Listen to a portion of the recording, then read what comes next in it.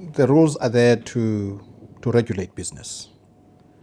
The rules are there to ensure that the House is able to conduct its business within the framework of the Constitution, that democratic principles are adhered to, but also that the manner in which the House is conducted is predictable, and that the House is able to make progress with business before it.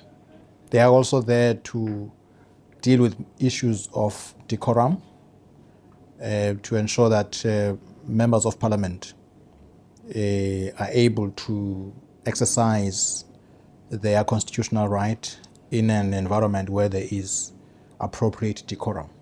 The rules have been used to convene the very State of the Nation address.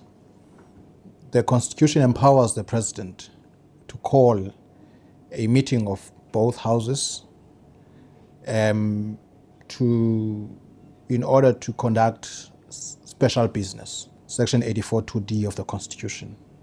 So that provision has been used for this joint sitting, but also the rules and empower both the Speaker and the chairperson of the NCOP to convene the joint sitting. So as soon as the correspondence was received from the President, Joint Rule 7 was invoked for the presiding officers to convene the joint sitting. Now, a whole range of rules apply at the joint sitting. Some of the rules regulate how members are supposed to address one another.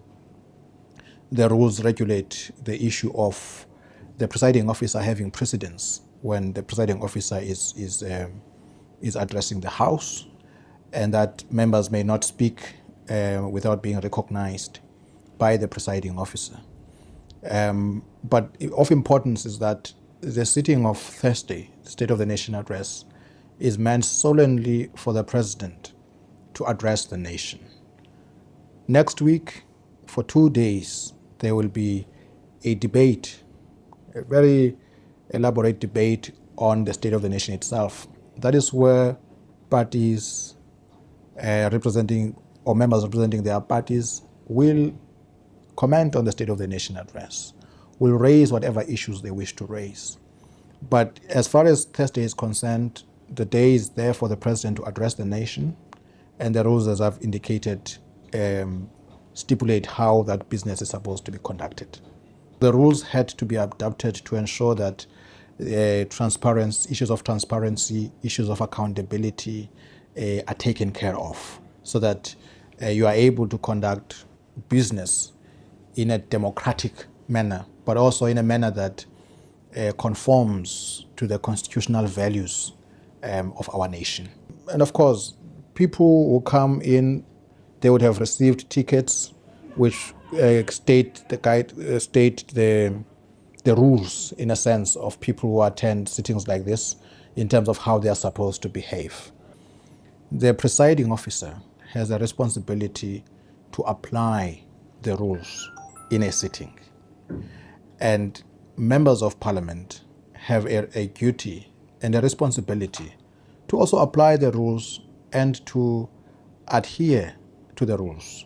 Everyone who is in the House has a responsibility to adhere to the rules. But in terms of application of the rules and ensuring guiding the session, guiding the sitting itself, the presiding officer is there to apply the rules.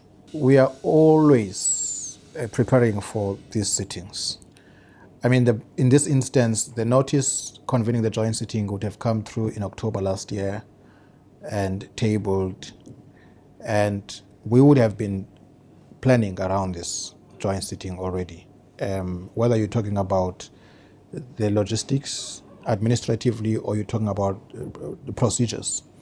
So now and again we have regular meetings to talk about the applicable rules and what is to be prepared for the sitting.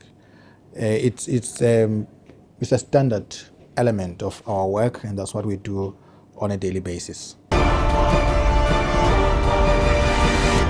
Join the conversation on social media, #SONA2017.